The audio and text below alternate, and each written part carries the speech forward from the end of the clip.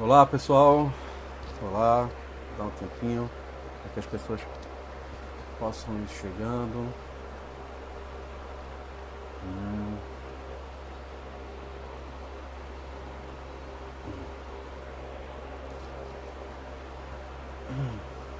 Oi, oi, oi, oi. Vamos lá aguardar o pessoal. Já que o YouTube acabou me sabotando, eu acabei tendo um probleminha técnico, vou ter que passar o dia amanhã verificando o que foi, se foi algum app que deu bug, se foi a câmera, não sei.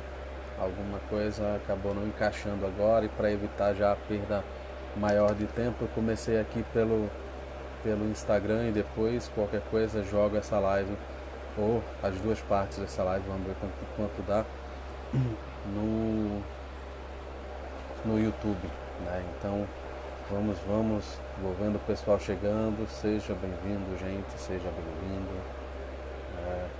Acho que a minha vontade de estrear uma live pelo YouTube acabou não sendo muito certo.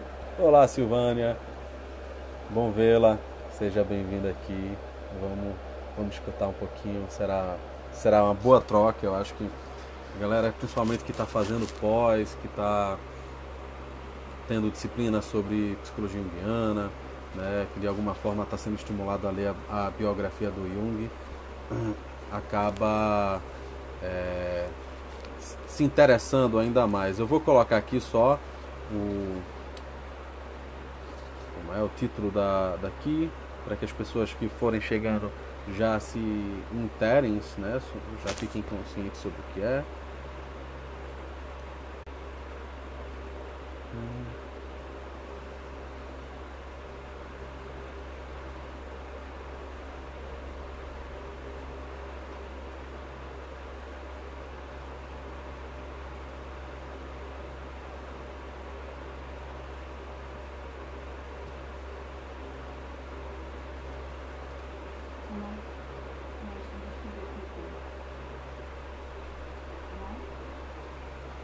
Ah, e aí, Júlio, bom vê-lo, bom vê-lo.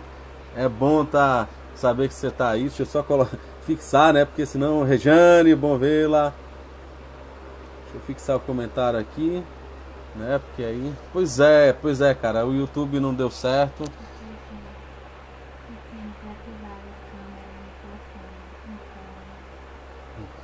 Gente, a gente tá aqui, é, mas amanhã eu vou fazer outra live e outra live eu consigo. Eu acredito que eu já descobri qual foi o bug que deu no computador para que eu não conseguisse transmitir. Minha equipe técnica está aqui me ajudando e eu acredito que talvez durante a semana eu faça uma outra live e aí a gente tem a oportunidade de interagir lá pelo YouTube também. Mas vamos lá, né? A ideia é a gente não perder de vista esse espaço. Se vocês souberem de pessoas que tinham interesse por essa live, eu peço que vocês possam estar avisando a cada uma delas, né, que já começou e que a gente está fazendo aqui pelo Instagram, justamente pela dificuldade, um problema técnico que surgiu. Uma live que é sobre este livro aqui. Provavelmente quem de alguma forma já teve interesse sobre psicologia, né, de alguma forma envolvido com estudos espiritualistas, foi instigado a ouvir falar de Jung, né, o chamado por muitas pessoas como psicólogo místico e tal, o cara que inaugurou a nova era, um dos pais da psicologia transpessoal, blá blá blá blá blá blá blá blá blá. Enfim, essa live se destina a comentar um pouquinho esse livro aqui, de certa forma, trazer uma reflexão que propõe a desconstrução de toda uma problemática que surgiu com a publicação desse livro. Tá? Eu sou Anderson Santiago, sou psicólogo, sou especialista em psicologia junguiana e já há mais de 4 anos me dedico a tentar entender, tentar compreender e utilizar na prática clínica a psicologia do Jung. Né? Então, tenho tentado nos últimos anos, principalmente nos últimos 2 anos, tenho tentado reunir o maior número de material, mesmo que no momento eu não dê conta de lê-los, mas tenho tentado catar na internet, catar nas estantes virtuais da vida, nos sebos, né, a maior quantidade de material sobre Jung, porque eu sei que isso vai me enriquecer de alguma forma e eu vou trabalhando, eu vou tentando consumir esse material aos poucos para que ele possa ser transformado em momentos como esse, em momentos em que a gente acaba dialogando. Para quem não conhece a psicologia do Jung, né, eu recomendo que você procure, de certa forma, o livro do Heráclito Pinheiro, que é Psicologia Junguiana, uma introdução, ou o livro da Yolande Jacobi, que é a psicologia de Carl Gustav Jung, né?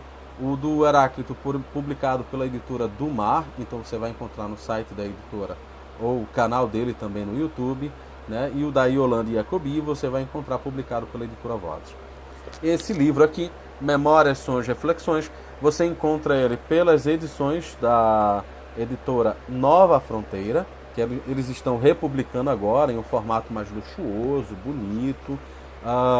Você também tem uma versão Pocket da editora Saraiva, né, em parceria com a Nova Fronteira. Eles publicaram uma versão Pocket legalzinha, mas ainda não pude realmente parar para comparar. Minha versão está emprestada.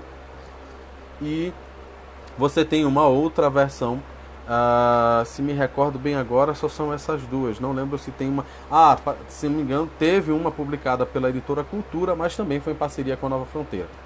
Então, de certa forma, essa é a editora que promoveu a tradução, né? E esse aqui é uma versão que contém, né? Ele só não tem um ano de publicação aqui, eu procurei, mas não achei. Talvez eu não tenha procurado certo, mas não tem aqui. Mas essa é uma edição antiga, como o Júlio aí disse, é uma versão raiz, né? Ela contém aqui o prefácio do Leon Bonaventure, né? E tem também, né, o prefácio que consta nas outras versões, que é da Aniela Jaffe. E o que é mais curioso, e aí é o que me motiva a falar sobre essa questão, e eu espero mesmo que, se possível, vocês souberem de pessoas que estejam cursando, né, uma pós-graduação em psicologia junguiana, ou estejam dando essa disciplina, né, em alguma faculdade. São poucas, obviamente, ou são pessoas que têm interesse em fazer leituras sobre Jung, né, e aí, no caso de leituras avulsas, a pessoa corre um risco maior, né, de acabar consumindo muitos equívocos e às vezes tendo dificuldade de fazer uma leitura crítica. Eu vejo muito isso com o pessoal envolvido com filosofias espiritualistas, né, de fazerem leituras que acabam sendo até leituras selvagens e corroborando com mitos em torno da biografia. Mas falar sobre a biografia de Jung é, de certa forma, atacar um problema que vem sendo alimentado já há muito tempo, mas que após a morte dele se acentuou, que foi a maneira deturpada, né, de ler a sua obra, e a criação, ou criação não, talvez uma forma de reforçar o que Henry Ellenberger, no seu livro A Descoberta do Inconsciente, ele vai com muita perspicácia, ele vai cunhar, que é a construção de uma lenda freudocêntrica, né? Para quem teve a possibilidade já de tomar contato com esse livro, percebe que, se você tiver alguma ideia da obra do Jung, é estranho o modo como o livro se apresenta. Primeiro, como uma pessoa na minha página no facebook.com, né, eu fiz a divulgação dessa fala no Facebook, aqui no Instagram, nas redes sociais, com alguns grupos e colegas que eu tenho, né? O livro começa, de certa forma, como: a minha vida é a história de um inconsciente que se realizou. Conhecendo Jung, você não se assustaria em ler uma primeira frase que serve como prólogo à sua própria experiência pessoal, dessa forma, e você não diria assim: nossa, que coisa absurda, isso não parece Jung. Ele tinha um jeito muito franco e no final da vida ele acaba desenvolvendo muito isso. E só que quando você começa a ler, né, tem um material, o meu colega Heráclito não gosta muito, mas eu recomendo, até para que você possa ter um confronto. E embora o Sonu Chandassani, que é um historiador de psicologia analítica, que trabalha muito com a história da psicologia e a história da psicologia analítica, né, ele tem um material fabuloso para abordar essa questão. ele faça críticas a os 2 volumes dessa biografia que a Deirdre Bair publicou. Ele aponta que teriam cerca de 400 erros grotescos na biografia dela. Embora ele faça essa acusação, e até o Heráclito também acabe apontando isso, para mim é extremamente importante porque você adiciona mais elementos para que você faça uma leitura, né, mais profunda, mais honesta, e que você consiga juntar peças para esse quebra-cabeça, que é compreender o que é isso que a gente chama de autobiografia de Jung, intitulada Memórias, Sonhos e Reflexões. E aí nesse livro, praticamente no capítulo 39, ela vai esboçar um resumo, uma tentativa de síntese de como foi o processo, né, de discussão, né, de negociação, né, e de escrita própria da obra do Jung. Mas antes que a gente vá já para esses, né, para os finalmente, eu vou mostrar aqui para vocês, para quem quiser e tiver curiosidade e tiver disponibilidade, o material que eu estou utilizando aqui, né? Eu não vou poder me deter com muita profundidade neles, vão ser citações, vão ser apresentações e comentários, são reflexões, tá? Mas eu espero que ajude a vocês, e aí depois, em outro momento, a gente pode fazer um estudo que tente dar uma solidez maior. Como eu falei, a obra base é essa, porque é a obra que merece ser criticada. Uma das referências é esse segundo volume da Deirdre Bair, que é Jung, né, uma biografia. É um volume extenso, juntando os 2 volumes dão quase 1000 páginas de texto que ela publicou. Um livro que foi consultado foi a primeira conferência, ou primeira preleção, dos seminários sobre psicologia analítica de 1925, que é onde ele tenta apresentar um esboço de como ele chegou à concepção, né, de uma psicologia analítica, ou como ele vai redefinir posteriormente, e a comunidade junguiana acaba deixando passar completamente em branco, que é a psicologia complexa. Então, a primeira conferência desse seminário, né, serviu para mim. Esse livro aqui, Jung, o Místico, né, ele trabalha muito, e na minha perspectiva tem várias críticas, eu poderia em outro momento fazer sobre esse livro, mas Jung, o Místico, o primeiro capítulo, ele também aborda sobre como essa assim chamada autobiografia contribuiu para que Jung fosse compreendido como místico.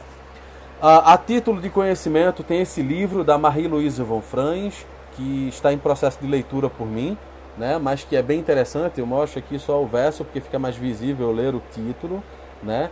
Carl Gustav Jung e seu mito em nossa época, né? Essa é a versão, eu consegui também nos sebos.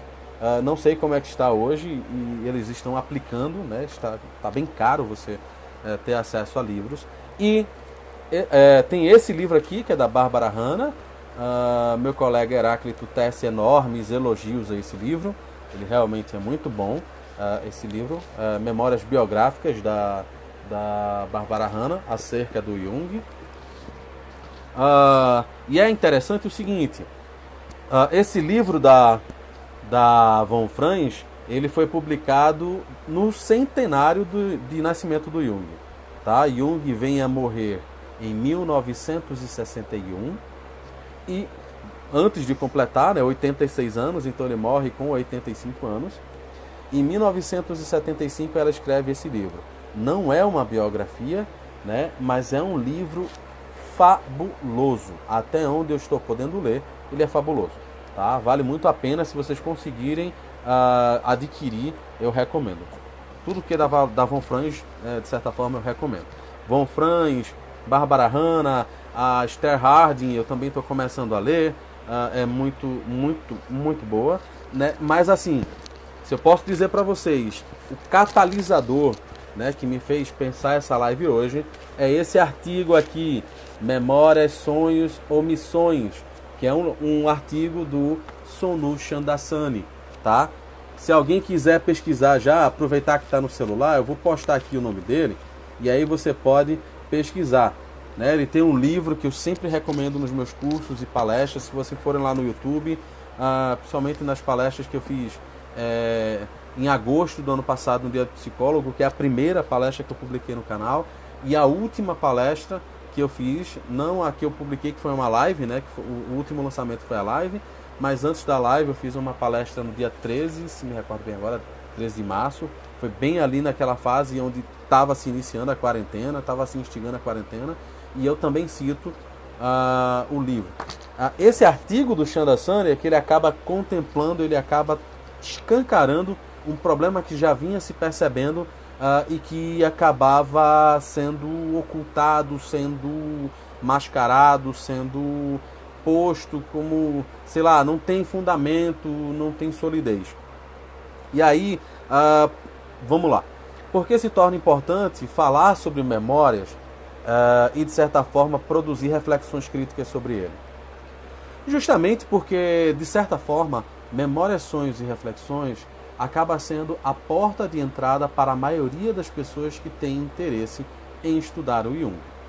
Normalmente, na graduação, e eu recebo muito isso, mensagens por direct aqui no Instagram ou mensagens pelo Facebook, né, pessoas perguntando qual sugestão eu daria para que essas pessoas começassem a ler o Jung, né, começassem a entender. No início, isso 3 anos atrás, mais de 3 anos atrás, eu até indicava, dizia, gente, olha, você pode ler o Memórias, Sonhos e Reflexões. Eu não recomendava logo uma leitura de cara.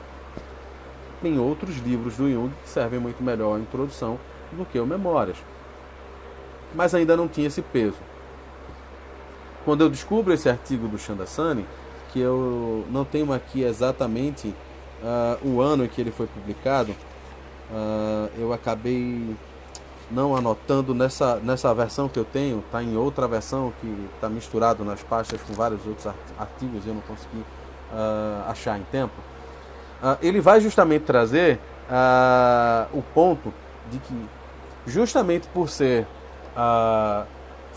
tradicionalmente referido como sua autobiografia, ele se reveste de um peso, que é como se fosse assim, esse é o melhor texto para ser lido, né? Não só porque é uma autobiografia do Jung, mas porque ele escreveu no ponto alto da sua vida, ou seja, no momento em que ele já estava com toda a sua obra madura, que ele já estava na faixa dos 80 anos, né? Que ele começou ali a elaboração, começou toda a provocação em torno disso.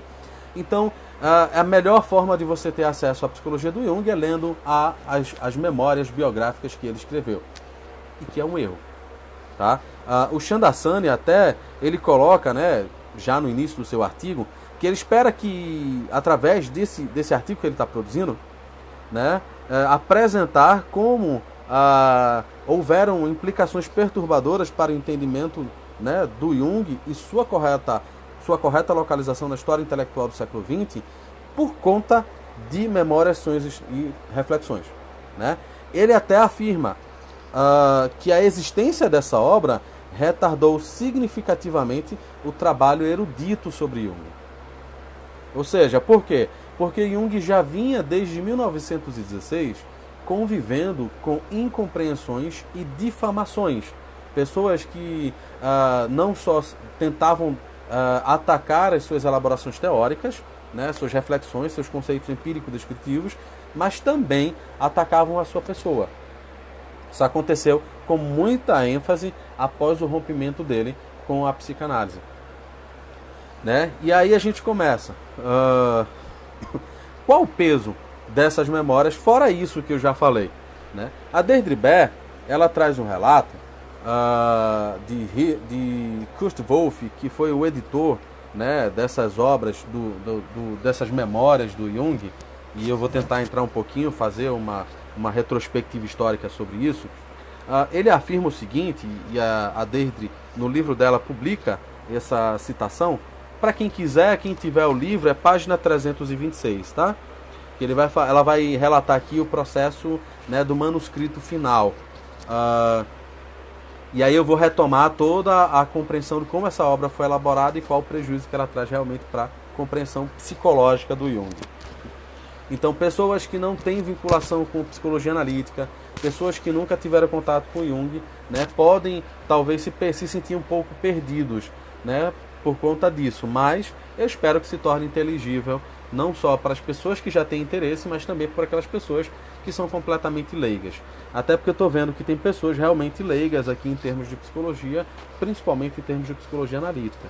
Então, gente, eu espero que com a caminhada, com o desenvolvimento das ideias, fique interessante para vocês esse comentário sobre a biografia, né, a autobiografia do Jung.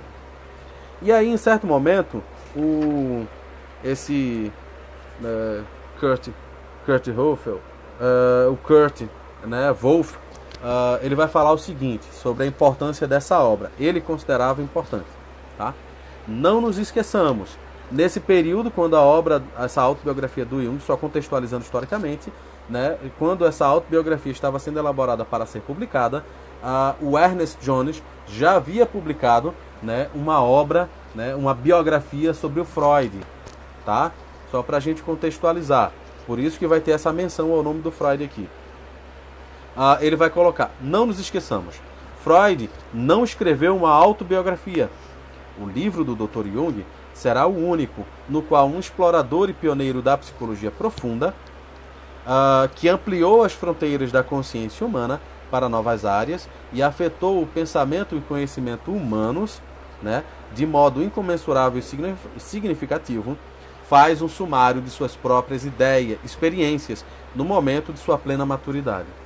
Então, se a gente entendesse, se fosse possível compreender essas memórias como realmente autobiográficas, esse livro realmente seria uma inovação, uma ousada inovação no campo literário, no campo biográfico, porque não existia até o momento, né, com exceção e aí no campo da psicologia, né, mas até o momento a gente tinha realmente como grandes autobiografias a obra de Santo Agostinho, né, as Confissões, né, e as Confissões de Jean-Jacques Rousseau. Então, são no campo literário duas grandes obras, né, duas grandes autobiografias que acabam servindo de referência. Contudo, no campo da psicologia então nascente, né, vamos entender que a psicologia, como ciência e como uma disciplina independente, né, da filosofia e de outras áreas de pensamento, ela surge em fins do século XIX, mas se consolida realmente no início do século XX. Tá? Somente no início do século XX ela se consolida como uma ciência. E aí tem toda uma questão envolvendo a história da psicologia que não cabe aqui a gente mencionar. Mas ele faz essa afirmação. Oi, Dani, bom revê-la. Ele faz essa menção, por quê? Porque até então, inclusive, quem de certa forma acabava contribuindo também para a difamação do Jung, que infelizmente houve essas questões envolvendo a história da psicologia. O Freud também acabou alimentando alguns problemas. Naquele momento estava sendo publicado um livro, uma biografia sobre ele. Então todo mundo que envolvia e que cercava o Jung tinha muito interesse em que uma obra, né, seja uma biografia, seja uma autobiografia, pudesse ser publicada. Cerca de 1930, a Deirdre Baer vai mencionar que por volta de 1930 essa ideia de uma biografia começa a ser levantada, né, por uma pessoa que acompanha o trabalho do Jung, que tinha muito respeito dele, que era Carrie Baines, né? Só que Jung era muito relutante, ele não considerava a obra dele, não é que ele não considerasse que a sua vida e que a sua obra fossem dignos de uma autobiografia, mas ele tinha uma plena convicção e um ceticismo de que se ele já sofria incompreensão por conta do que ele já publicava, cientificamente falando, né, os textos científicos dele já sofriam de incompreensão, imagina se ele fosse trazer as suas experiências pessoais, imagina se ele fosse expor o seu mundo íntimo através de uma verdadeira autobiografia. Então Jung sempre rejeitou essa ideia, sempre tentou dizer que a vida dele não tinha muita importância, sempre tentou minimizar esse lugar para que as pessoas não caíssem numa divinização da sua pessoa, né? Ao mesmo tempo que ele não queria que ninguém caísse numa divinização, mas ao mesmo tempo ele também não queria que o nome dele, a vida íntima dele acabasse sendo exposta, né, e sendo ridicularizada, como já era, mesmo ele trabalhando só com dados, né, da própria psicologia. Então ele tinha muita resistência com relação a isso, e isso também se prende a toda uma estrutura cultural da própria psicologia, da própria sociedade suíça, então eles são muito ciosos, eles são muito preocupados com a sua vida íntima, com a sua noção de privacidade, e eles não gostavam de se expor, e ainda havia o fato de que Jung era casado, quer queira, quer não, com a segunda mulher mais rica, né, da Suíça. Então isso tudo acrescentava toda uma questão de problemáticas que viriam a surgir. Mas o que acontece? O Jung, a partir de 1950, ele começa a ser cada vez mais instigado por pessoas a vir a escrever uma biografia, né? E por volta de 1955, vamos pensar aí, Jung nasce em 1875, então em 1955 ele está com 80 anos. Tá? Ele não era mais nenhum jovem psicólogo, nenhum jovem pesquisador. Ele já estava com praticamente todas as suas obras publicadas, né, com exceção de algumas que seriam ainda publicadas. Se me recordo bem agora pela data, a gente teria um texto sobre os discos voadores, que é um comentário psicológico que ele faz à febre sobre discos voadores que estava começando naquele período. Ele também tem a obra Mysterium Connectionis, que está sendo concluída nesse período, né, sua grande obra. E tem também o capítulo para o Homem e Seus Símbolos, que ele começa a elaborar e entrega aquele capítulo 10 dias antes de morrer, né? Então ele estava muito ativo nesse período, e é extremamente importante para ele isso, o desenvolvimento das suas ideias nesse período. Mas ele já estava com 80 anos e já tinha passado por alguns problemas sérios de saúde. Então é um período bem delicado, onde ao mesmo tempo que ele está com todos os seus conceitos, com toda a sua obra psicológica, né, no que a gente pode chamar de maturidade, mas ao mesmo tempo questões de saúde, né, e questões de propriamente independência física acabam agravando um pouquinho, trazendo uma complexidade. Jung não queria dedicar o tempo dele para escrever uma autobiografia, mas ele queria sim dedicar-se a finalizar e aprofundar ainda mais as suas leituras. Vamos pensar aqui, para mim, na minha opinião, um dos melhores textos dele, um dos textos mais maduros e que são extremamente importantes para a gente pensar o contexto em que a gente vive hoje, né? As questões de massificação, de alienação, né? Envolvendo as noções de Estado e de religião, que é o livro Presente e Futuro, que é um livro fabuloso, mas ainda muito negligenciado. As pessoas acabam consultando mais outros livros e acabam não dando muita atenção para esse volume. Para mim, é uma recomendação de leitura e de estudo. Grupos de estudo deveriam ser montados para estudar essa obra. Opinião minha, tá? Então, a partir de 1955, começa a se intensificar, né, as insistências, né, de editores para que uma autobiografia, uma biografia fosse escrita. Várias pessoas se elegem. A Deirdre Baer traz vários relatos, né, traz aí algumas pessoas que acabam se aproximando. E esse editor, o Kurt Wolff, né, com uma editora recém-fundada, a Pantheon, acaba tentando encontrar uma forma, né, de convencer Jung da importância dele mesmo escrever uma biografia, escrever as suas memórias. Só que aí começam a surgir problemas, né, jurídicos. Por quê? Porque já existiam duas editoras, uma nos Estados Unidos, né, e uma na Alemanha, que estavam à frente da publicação das obras completas, né, ditas completas do Jung. Que, se me recordo bem agora, é a Bollinger Series e a Verlag, Rauscher, perdão agora não lembrar o nome delas, mas enfim. Não é tão importante o nome das editoras, porque isso é o que menos importa no final. Mas essas editoras que já detêm os direitos, né, legais, jurídicos, de publicação das obras do Jung, se sentiram incomodadas, porque, como ainda hoje, mas naquela época talvez com um peso diferente, era um outro contexto, né, se alguém conseguisse publicar as memórias do Jung, que não fosse pela editora, as editoras que estavam tradicionalmente fazendo, né, isso acabava criando especulações, perda de valor e toda uma série complicada de fofocas e de perdas financeiras e tal. O Jung já não tinha mais paciência para se envolver isso. Vamos lembrar, ele estava com 80 anos. E à medida que isso vai passando, vai se acentuando. Problemas de saúde vão surgindo. Jung fica cada vez com a saúde mais frágil. Tem gripes que assolam. Tem outros problemas de saúde que o acometem. Então ele vai ficando incomodado. E aí, uma saída que o Kurt Wolff encontra, né, para fazer é convencer Yolande Jacobi que já era alguém que detinha muito respeito com Jung, né, de convencer Aniela Jaffe, que já tinha sido analisada em 1930 por Jung, e que, pela experiência como secretária de duas figuras importantes na Suíça, acaba sendo contratada para ser secretária do Instituto Zurique, que é fundado por volta de 1945. 1945. Então, ela acaba sendo contratada. Daí, então, já tinha 5 anos trabalhando para o Instituto, todo mundo a conhecia. Então, Kurt, né, recebe a dica de Yolande de que convidar a Jaffe seria uma saída para, através de entrevistas, ela conseguir, né, driblar esse problema jurídico e ele conseguir, enfim, publicar um texto, né, alguma coisa que se aproximasse de uma biografia ou de uma autobiografia do Jung.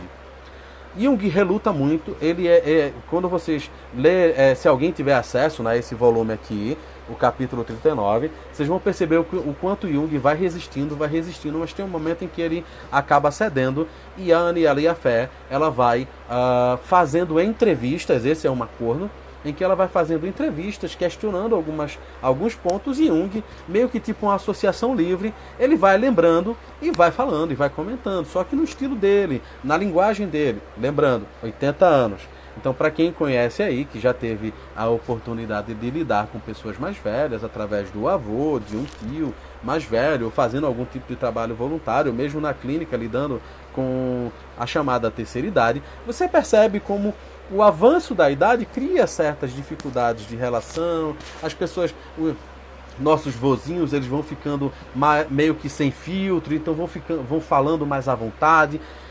Jung vamos lembrar, Jung era um homem do campo, então ele já não cresceu com toda aquela polidez das pessoas, né, da cidade grande. Vamos lembrar que não é no nosso contexto atual, tinha toda uma questão cultural mais na época. Mas Jung já vem de uma cultura diferente, né? Tudo bem, ele casa com a segunda mulher mais rica da Suíça, mas quando ele faz isso, ele já está com mais de 20 anos, então a personalidade dele já está toda estruturada. Então, o modo de falar, a linguagem, ele tinha, sim, uma linguagem erudita, mas ele não perdia as suas raízes, ele não se afastava daquilo que ele considerava as suas raízes. Então, ele nunca perdeu de vista quem ele era nesse sentido. E aos 80 anos, isso se torna muito mais evidente. E aí, o que vai acontecendo? Ele vai, nessa conversa com Jaffe, vai dando as opiniões, né, dele, vai trazendo as memórias dele, e em um determinado momento, provavelmente em 1857, ele, né, depois de muita insistência, ele já está lá sendo entrevistado para Jacobi. Ele tem a ideia, né, depois de muito ser provocado, ele acaba sentindo, analisando os próprios sonhos, que ele precisava produzir alguma coisa para colaborar para essa biografia, que depois vai ser compreendida como autobiografia. E ele produz os 3 primeiros capítulos, né, que a gente compreende que vão ali da lembrança dos pais, do nascimento dele, da sua vivência, a idade de 9 anos e, tecnicamente, até ali o início dos estudos em medicina. E isso é extremamente importante pontuar, porque quem tem contato com a obra do Jung vai percebendo que as suas memórias biográficas são estranhas, né? Você percebe momentos, quem já teve acesso às entrevistas, né, que foram publicadas, o volume Encontros e Entrevistas, se me recordo bem agora o título, publicado pelo Richard Hull, que é um dos envolvidos na produção dessas memórias. Você vai encontrar vários momentos em que Jung fala muito abertamente, ele dá respostas. Quem tiver acesso à entrevista da BBC de Londres vai ver como Jung fala muito mais, com muito mais desenvoltura, muito mais abertamente. A linguagem dele não é extremamente polida, não é extremamente, parece que podada. E quando você pega a última entrevista que foi publicada, que é um texto, esqueci agora o nome do professor, é um professor norte-americano que viaja para fazer entrevista com Jung. Tecnicamente é a última entrevista que Jung faz. Ele grava as entrevistas para apresentar para os seus alunos e depois transcreve essas entrevistas. Tem um momento das entrevistas onde, perto da parte final, Jung está falando sobre a obra dele. E aí ele pergunta, né, sobre essa fama de místico e tal. E Jung responde, sem minhas palavras, que todos aqueles que acham ou têm a opinião de que ele era místico eram pessoas idiotas e que não tinham conhecimento, né, do básico de psicologia. Porque não entenderam a primeira palavra de psicologia. E não só a psicologia dele, aquilo que ele propunha, mas também psicologia em geral, como ciência psicológica. Então veja, nessa última entrevista você já tem um tom de como Jung se expressa. Então ele não tem problema em chamar de idiota alguém ou dizer que Deus cagou em cima da igreja.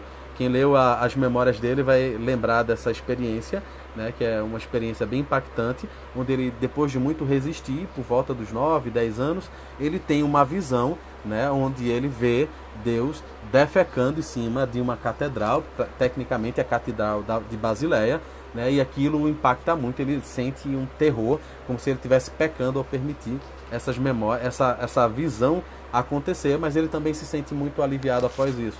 Então, ele relata isso e várias outras coisas. E o que acontece?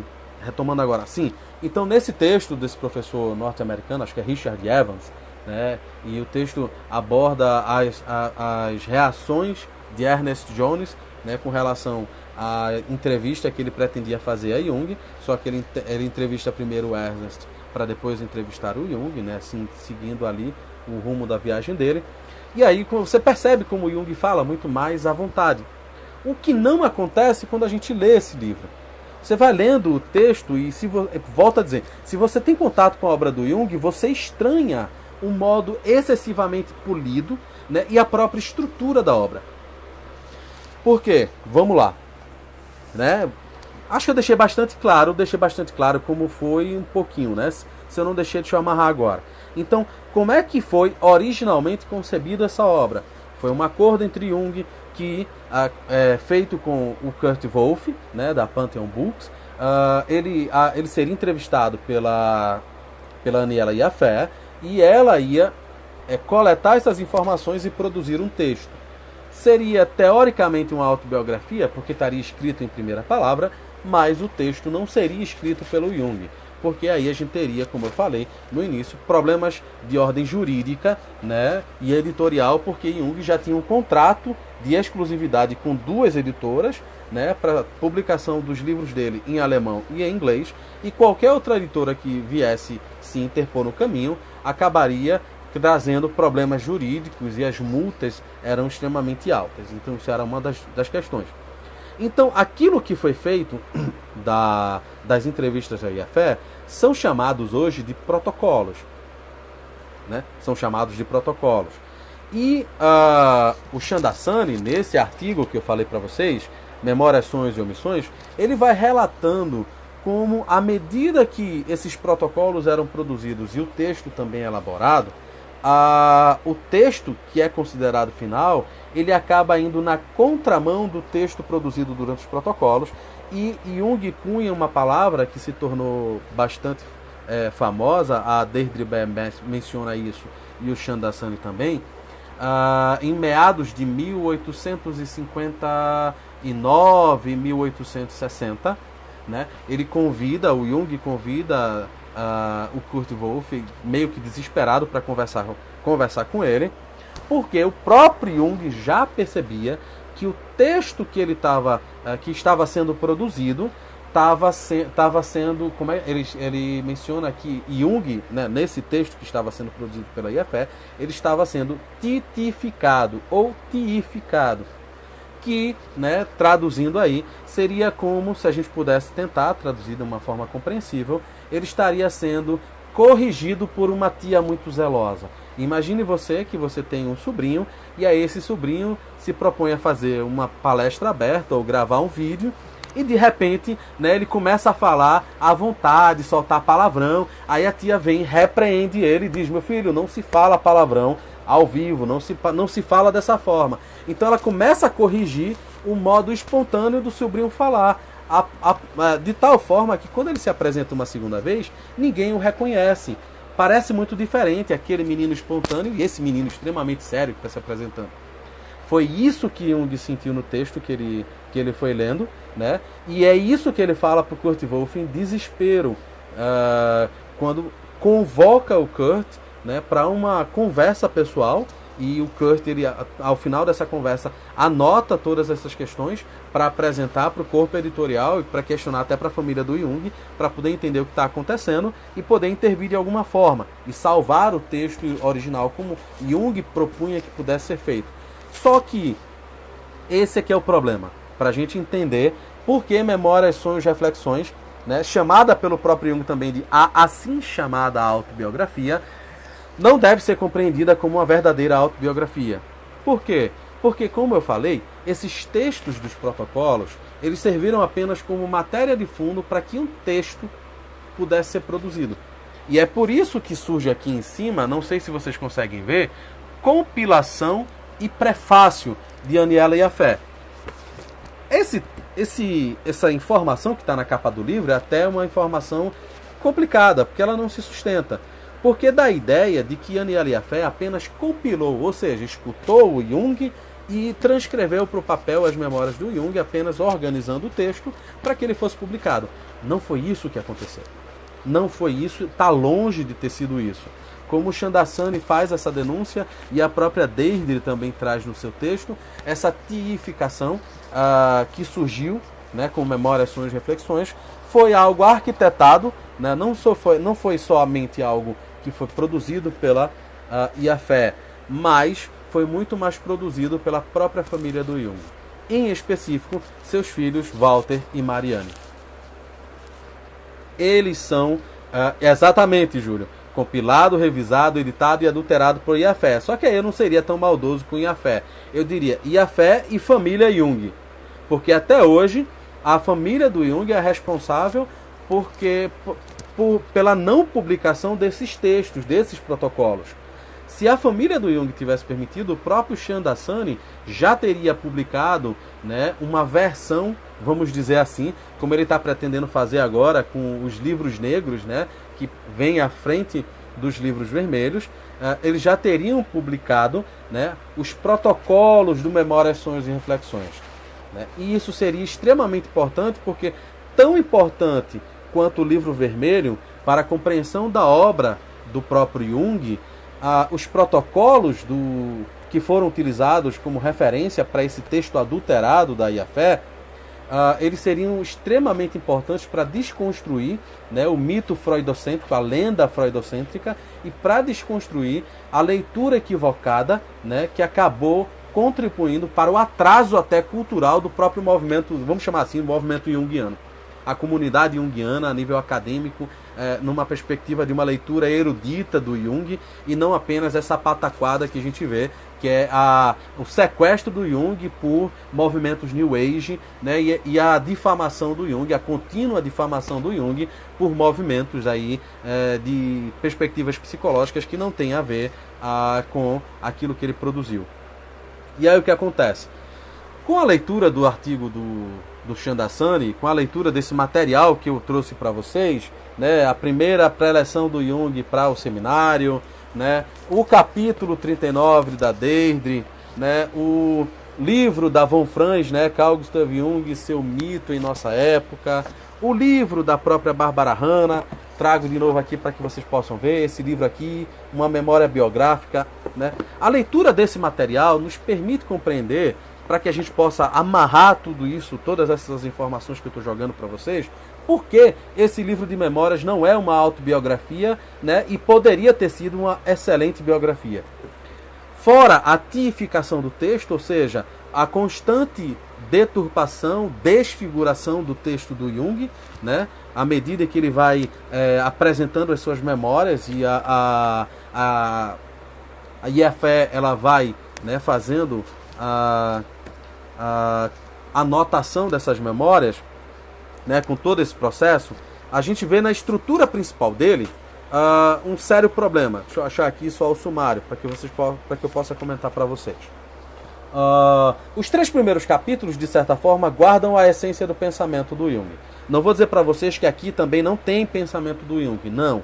Mas, obviamente, quando a gente tem acesso a esse material, a gente percebe que o texto foi desfigurado assim de um modo que a gente não tem a mínima ideia. A gente não sabe exatamente aqui o que é do Jung e o que não é. Talvez, no máximo, as citações diretas da obra dele a gente sabe que é do Jung. O resto toda a estrutura, a organização textual, né, tudo foi adulterado. Tá? Não tem nada aqui que não se passe. Mas principalmente, 2 pontos que são questões sérias para a obra do Jung. Primeiro, a ênfase com um capítulo dedicado ao Freud, né? E segundo, a ênfase que Jung traz muito forte aqui, que a gente percebe que parecem ser o núcleo central dessa memória autobiográfica, que são a figura do Freud e a figura de Deus.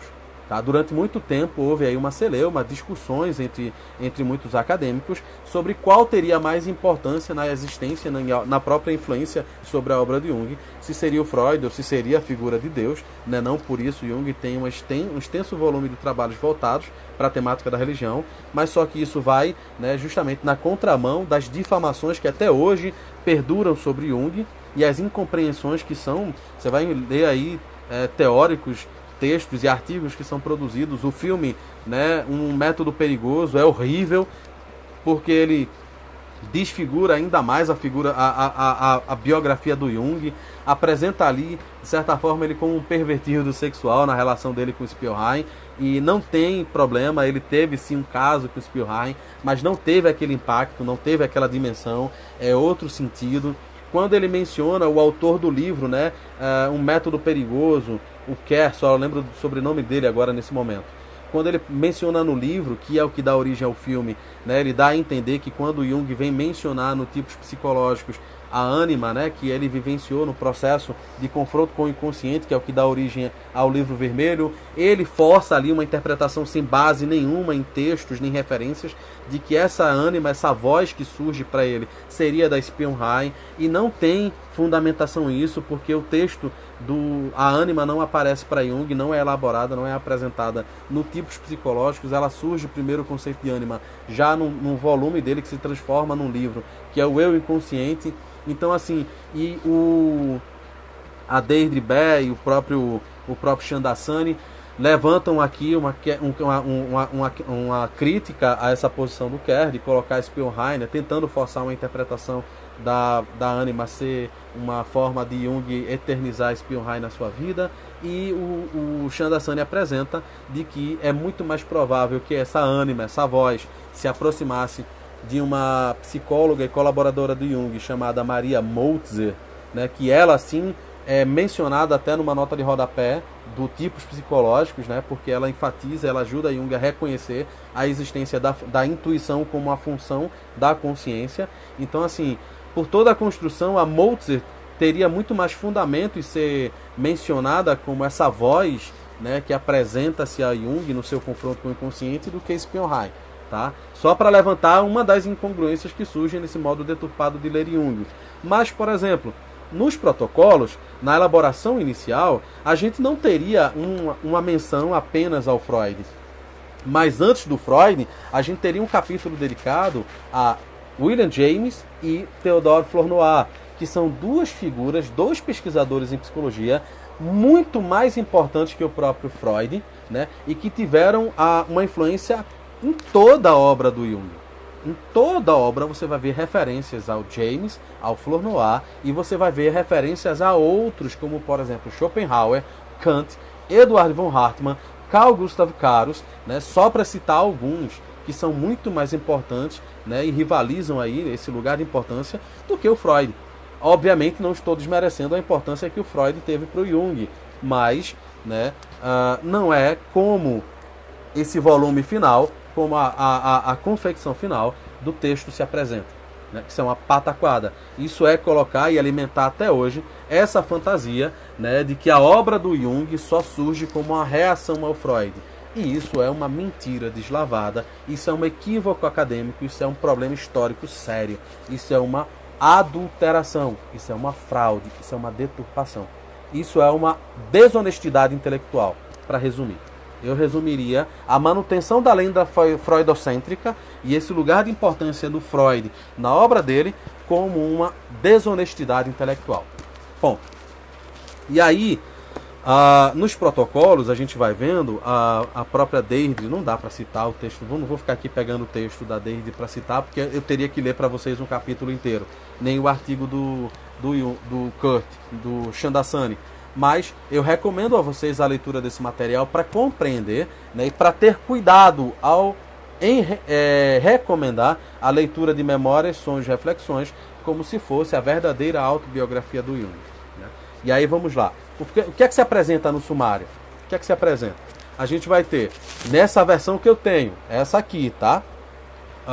O prefácio à edição brasileira, do Leon Bonaventure, a introdução de Aniela Jaffe, o prólogo, assim atribuído ao Jung, né? Um capítulo sobre a infância, um capítulo sobre os anos de estudo, um capítulo sobre a sua atividade psiquiátrica, um capítulo exclusivo sobre Sigmund Freud, né? Que no original não existiria, né? Inclusive Flournoy e James viriam antes do Freud, para que se pudesse compreender a importância desses dois pensadores, né? Na produção teórica do próprio Jung, do Jung.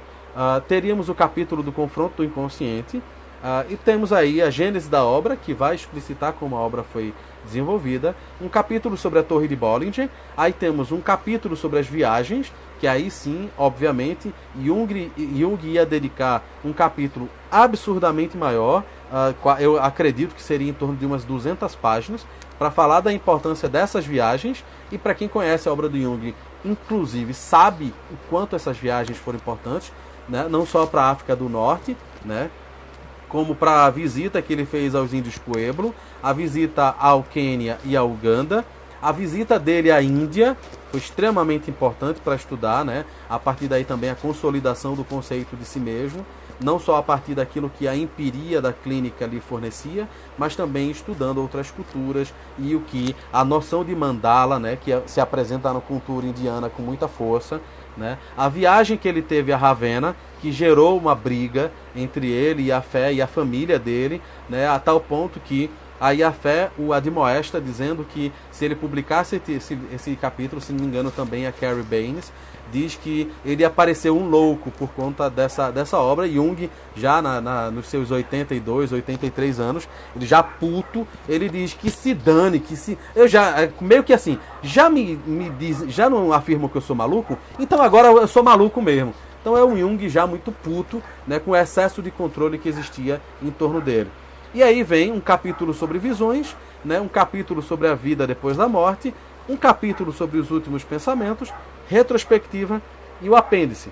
Um apêndice que tenta fazer um meia-boca com todas as adulterações que existiram, apresentando trechos das cartas de Jung, né, para a mulher dele, na ocasião da viagem dele para os Estados Unidos em 1909, que, de acordo com a lenda freudiana, Jung teria viajado para dar palestra na Universidade Clark, né, convidado pelo já ilustre Stanley Hall, por ser psicanalista, e o que não acontece. A realidade é que Jung é convidado para, repito sempre que posso, ele dá essa palestra na Universidade Clark em 1909, quando ele já estava associado ao Freud, sendo o principal interlocutor do movimento psicanalítico. Não à toa ele foi o primeiro presidente da Associação Internacional, justamente por conta da importância que ele tinha, né, no cenário internacional, como pesquisador, como erudito, como psiquiatra.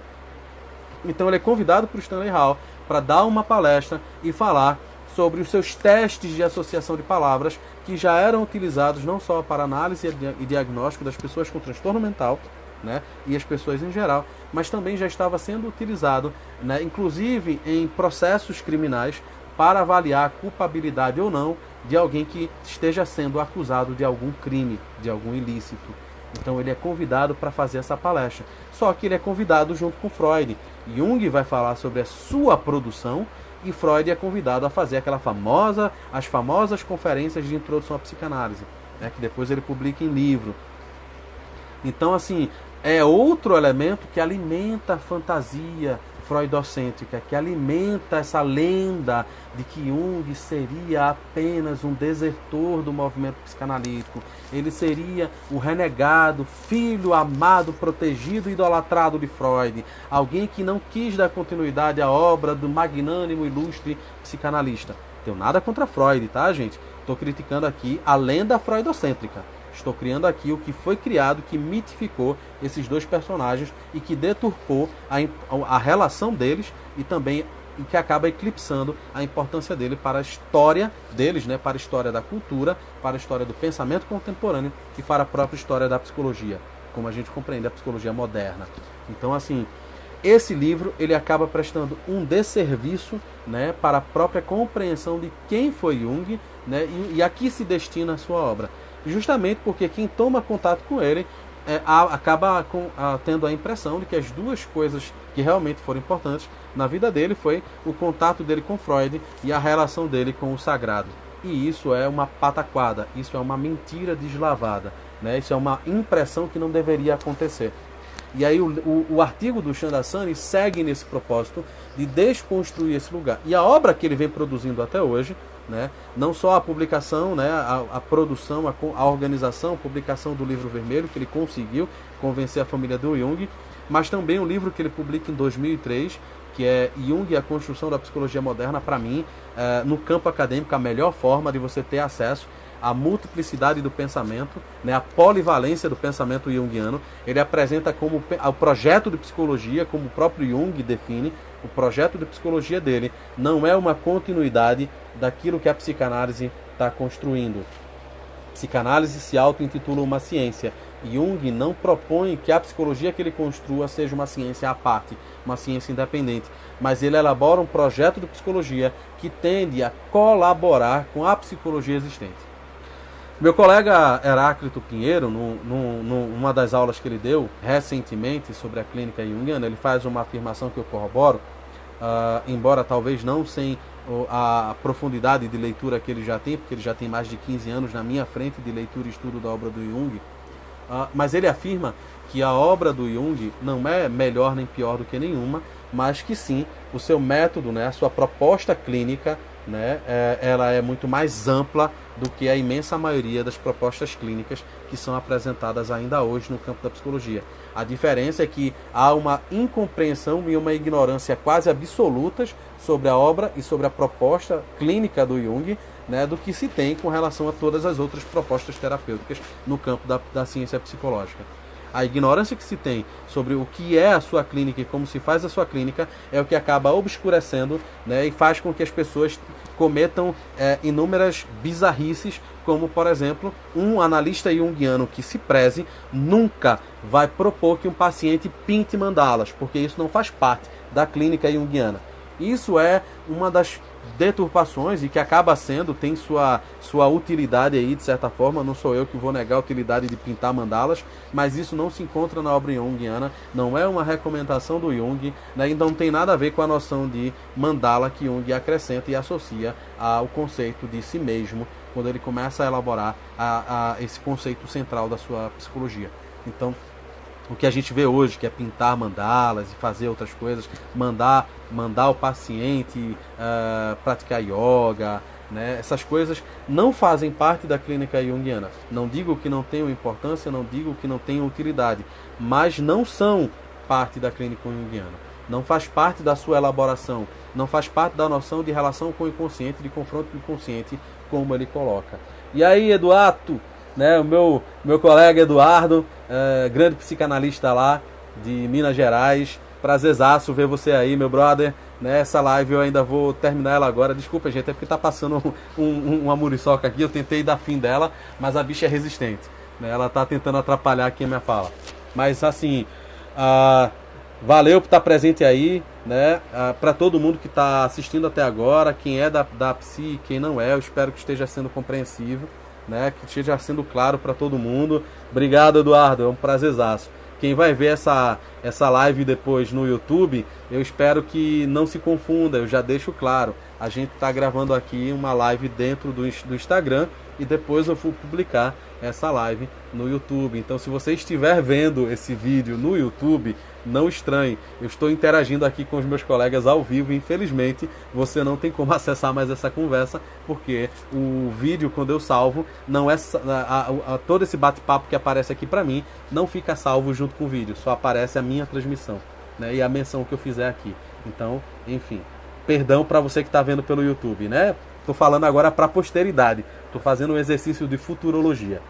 Obrigado, Eduardo. Né? A gente está sempre arrasando. Eu espero ver você em breve de novo aqui falando sobre psicanálise. Gente, 25 segundos para o vídeo terminar. Eu vou encerrar esse vídeo e começar outro para a gente continuar, tá? Que aí eu vou fazer, vou amarrar, né, tudo isso, fazer uma breve revisão para quem chegou depois e vou amarrar essas reflexões. Se Jung tivesse revisado sua obra no final de sua vida, como Freud fez, será que seu texto seria menos desafiador, ser menos hermético? Vou tentar responder depois, tá? Rapidinho.